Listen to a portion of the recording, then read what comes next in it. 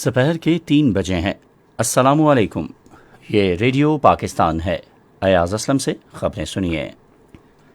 پہلے اہم خبروں کا خلاصہ۔ وزیر اعظم نے موسم سرما میں متوقع طلب کے پیش نظر گیس کی فراہمی یقینی بنانے کے لیے ہنگامی منصوبہ بندی کی ہدایت کی ہے۔ وزیر قانون نے کہا ہے کہ حکومت سائبر سیکیورٹی یقینی بنانے اور آڈیو لیک جیسے واقعات کی روک تھام کے لیے آئینی اور قانونی طریقہ کار پر عمل کرے گی۔ وزیر منصوبہ بندی نے قوم سے کہا ہے کہ وہ سیلاب زدگان کی مدد کے لیے متحد ہو جائیں۔ اسلام آباد ہائی کورٹ نے پاکستان مسلم لیگ نون کی رہنما مریم نواز اور ان کے شوہر ریٹائرڈ کیپٹن صفدر کو ایون فیلڈ ریفرنس کیس سے بری کر دیا ہے۔ بھارت میں جماعت اسلامی ہند نے مسلم گروپ پاپولر فرنٹ اور اس سے منسلک افراد پر پابندی عائد کرنے کے مودی حکومت کے فیصلے پر کڑی تنقید کی ہے۔ اور پاکستان اور انگلینڈ کے درمیان چھٹا T20 کرکٹ میچ کل لاہور میں کھیلا جائے گا۔ اور اب خبریں تفصیل کے ساتھ۔ وزیر اعظم شہباز شریف نے متعلقہ محکموں کو ہدایت کی ہے کہ موسم سرما میں ممکنہ طلب کو مد نظر رکھتے ہوئے گیس کی فراہمی سے متعلق ایک ہنگامی منصوبہ تیار کیا جائے۔ انہوں نے آج اسلام آباد میں ایک اجلاس کی صدارت کرتے ہوئے اس بات پر افسوس کا اظہار کیا کہ سابقہ حکومت نے کرونا وائرس کی وبا کے دوران عالمی مارکیٹ میں کم نرخوں پر گیس کی دستیابی سے فائدہ نہیں اٹھایا۔ شہباز شریف نے کہا کہ موجودہ حکمت عملی اور ٹھوس اقدامات پر یقین رکھتی ہے۔ اس موقع پر وزیر اعظم کو موسم سرما کے دوران گیس کی ممکنہ طلب اور رسد کے حوالے سے تفصیلی طور پر آگاہ کیا گیا۔ اجلاس کو آئندہ مہینوں کے دوران گیس کی رسد کے حوالے سے تیار کیے گئے منصوبے سے بھی آگاہ کیا گیا۔ شہباز شریف نے متعلقہ حکام کو اس منصوبے کو مزید بہتر کرنے اور مختصر اور درمیانی مدت کے منصوبوں کو ترجیح دینے کی ہدایت کی۔ وزیر قانون و انصاف اعظم نذیر تارڑ نے کہا ہے کہ حکومت سائبر سیکیورٹی یقینی بنانے اور آڈیو لیک جیسے واقعات کی روک تھام کے لیے آئینی اور قانونی طریقہ کار پر عمل کرے گی۔ انہوں نے آج اسلام آباد میں ایک نیوز کانفرنس سے خطاب کرتے ہوئے کہا کہ آڈیو لیک سامنے آنے کے بعد ریاستی اداروں کی طرف سے فوری طور پر اقدامات کیے گئے ہیں اور اہم مقامات کی مکمل سلامتی یقینی بنانے کے لیے قواعد و ضوابط پر بھی نظر ثانی کی گئی ہے۔ انہوں نے کہا کہ وزیر اعظم معاملے کی تحقیقات کے لیے کمیٹی کے قیام پر مشاورت کر رہے ہیں۔ انہوں نے کہا کہ وزیر داخلہ رانا ثناء اللہ کی سربراہی میں کمیٹی میں تمام سیکیورٹی اداروں کی نمائندگی ہوگی۔ منصوبہ بندی کے وزیر احسن اقبال نے کہا ہے کہ سیلاب کے باعث بڑے پیمانے پر ہونے والی تباہی کے تناظر میں سیلاب سے متاثرہ علاقوں میں بحالی کے کام میں کم از کم 2 سال درکار ہوں گے۔ انہوں نے یہ بات آج national flood response and coordination centre Islamabad میں اینکر پرسن سے گفتگو میں کہی۔ انہوں نے کہا کہ قوم کو متاثرین سیلاب کی مدد کے لیے متحد ہونا چاہیے۔ موسمیاتی تبدیلی کے مسئلے سے نمٹنے کے لیے مستقبل کی منصوبہ بندی کی جا رہی ہے۔ وزیر خارجہ بلاول بھٹو زرداری نے موسمیاتی تبدیلی کے باعث آنے والے سیلابوں سے پیدا شدہ غیر معمولی چیلنج سے نمٹنے کے لیے قرضوں کی واپسی میں فوری سہولت اور پاکستان کے لیے امداد کی فراہمی کی اپیل کا اعادہ کیا ہے۔ بلومبرگ کو دیے گئے ایک انٹرویو میں وزیر خارجہ نے کہا کہ عالمی حدت کے ذمہ دار امیر ملکوں کو پاکستان کی مدد کرنی چاہیے، کیونکہ زہریلی گیسوں کے اخراج میں پاکستان کا حصہ محض 0.8% ہے، جبکہ وہ موسمیاتی تبدیلی کے مضر اثرات سے متاثر ہونے والا دنیا کا 8واں بڑا ملک ہے۔ فارن پالیسی میگزین کو دیے گئے ایک انٹرویو میں بلاول بھٹو نے موسمیاتی تبدیلی سے اجتماعی طور پر نمٹنے کی غرض سے چین اور امریکہ کے درمیان پل کا کردار ادا کرنے کے لیے پاکستان کی رضامندی کا اظہار کیا۔ انہوں نے اس بات پر زور دیا کہ اگر امریکہ اور چین مل کر موسمیاتی تبدیلی کے لیے کام نہیں کرتے تو ہم موسمیاتی تبدیلی سے پیدا ہونے والی صورتحال کی مؤثر روک تھام نہیں کر سکیں گے۔ اسلام آباد ہائی کورٹ نے پاکستان مسلم لیگ نون کی رہنما مریم نواز اور ان کے شوہر کیپٹن ریٹائرڈ صفدر کو ایون فیلڈ ریفرنس کیس سے بری کر دیا ہے۔ جسٹس عامر فاروق اور جسٹس محسن اختر قیانی پر مشتمل 2 رکنی بینچ نے مقدمے کی سماعت کی۔ عالمی ادارے صحت نے سندھ حکومت کو یقین دلایا ہے کہ صوبے میں سیلاب سے متاثرہ افراد کی صحت کے مسائل اور مشکلات میں کمی کے لیے ہر ممکن تعاون کیا جائے گا۔ عالمی ادارے صحت کے ایک وفد کی جانب سے یہ یقین دہانی آج کراچی میں سندھ کے وزیر اعلیٰ سید مراد علی شاہ کے ساتھ ملاقات میں کرائی گئی۔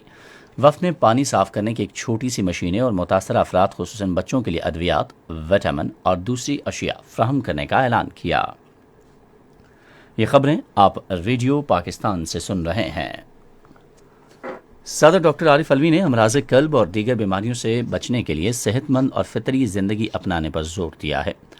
انہوں نے یہ بات آج اسلام آباد میں عالمی یوم قلب کے حوالے سے ایک سمپوزیم سے خطاب میں کہی۔ انہوں نے کہا کہ متوازن غذا اور ورزش امراض قلب کی روک تھام میں معاون ثابت ہوتی ہیں۔ انہوں نے کہا کہ عوام کو اس جانب راغب کرنے کے لیے بچاؤ کے اس پیغام کو عام کرنا چاہیے۔ صدر نے کہا کہ ڈاکٹروں کو مریضوں کا علاج کرتے وقت اخلاقیات اور ہمدردی کا مظاہرہ کرنا چاہیے۔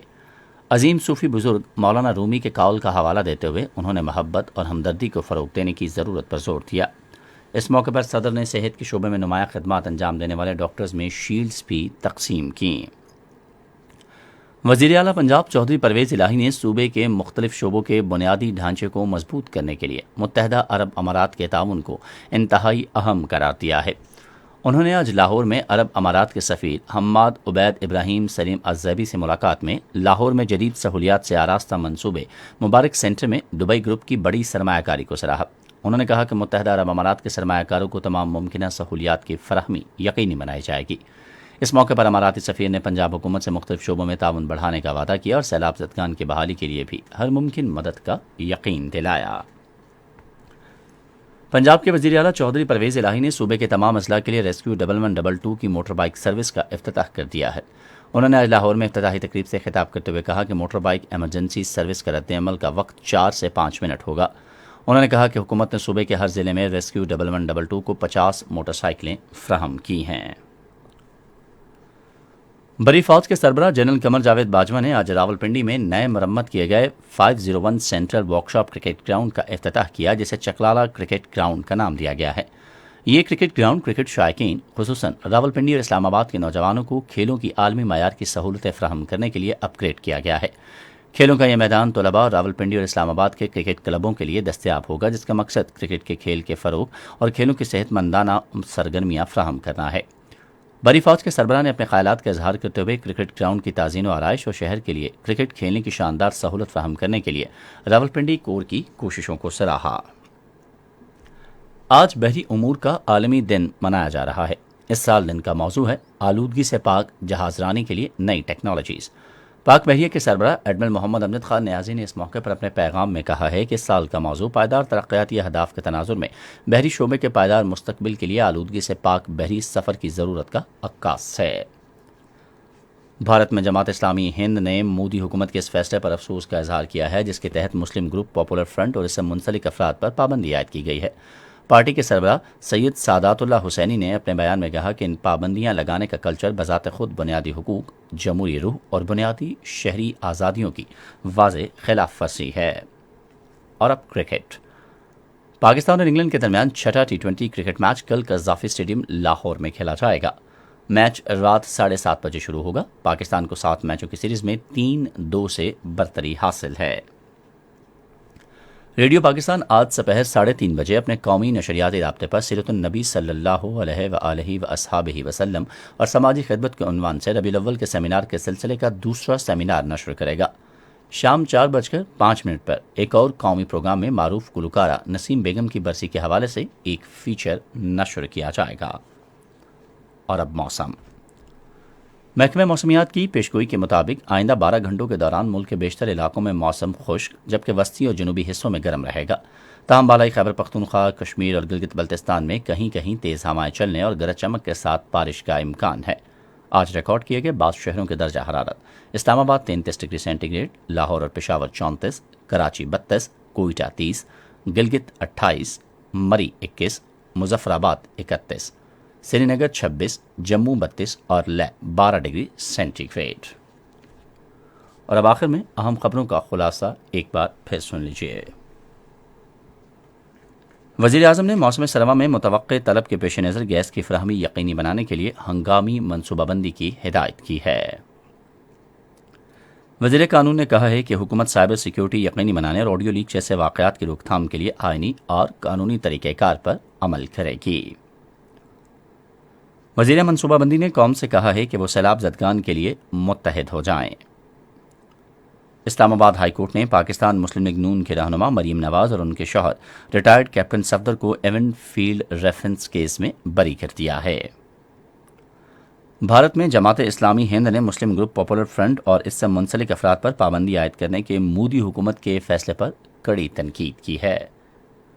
اور پاکستان اور انگلینڈ کے درمیان چھٹا T20 کرکٹ میچ کل لاہور میں کھیلا جائے گا۔ اسی کے ساتھ خبریں ختم ہوئیں۔ مزید خبروں اور تجزیوں کے لیے ہماری ویب سائٹ پر پتہ ہے radio.gov.pk۔ آپ ہمارے فیس بک کے link radio Pakistan news official پر ہماری براہ راست ویڈیو سٹریمنگ بھی ملاحظہ کر سکتے ہیں۔